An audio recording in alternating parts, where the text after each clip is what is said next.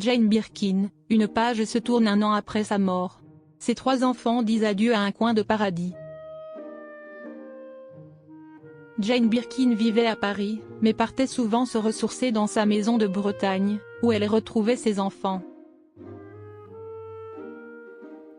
Mais comme l'a partagé France Dimanche dans ses colonnes, le petit coin de paradis de la star appartient maintenant à quelqu'un d'autre.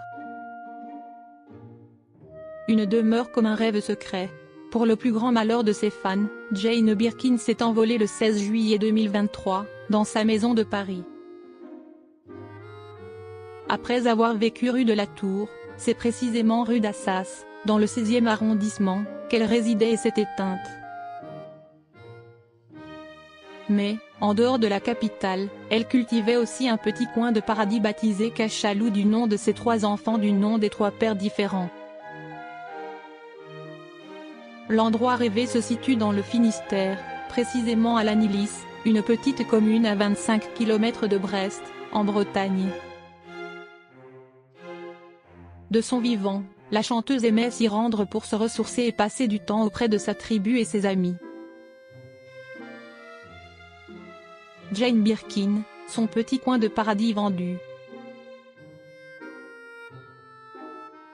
Cette très jolie demeure comportait en effet pas moins de 14 pièces, dont 9 chambres, 6000 m² de terrain et une jolie vue sur mer. Elle donnait sur une plage d'où, pendant la Seconde Guerre mondiale, David Birkin, le père de Jane, avait participé à évacuer des aviateurs anglais, américains et canadiens vers l'Angleterre. Un endroit bien symbolique. Mais comme l'a rapporté France Dimanche le 13 septembre dans ses colonnes, ce coin de paradis s'apprête à être cédé à quelqu'un. Nos confrères ont trouvé une annonce sur un site immobilier mettant en valeur le bien. Pire, ce site, nommé Sotheby's International Realty, annonce que Cachalou a été vendu.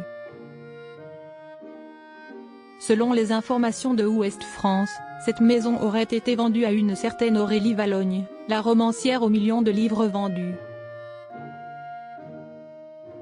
Une véritable page se tourne dans la vie des enfants de la star, qui vont devoir dire adieu à leurs souvenirs et à cette maison où ils aiment tant retrouver leur maman. Cependant, il se peut que cette nouvelle ne leur déplaise pas tant que ça. Charlotte et Lou voulaient que leur mère vende, mais ça ne s'était pas fait. France Dimanche dévoile en effet que les enfants de Jane Birkin voulaient qu'elle vende la demeure depuis longtemps.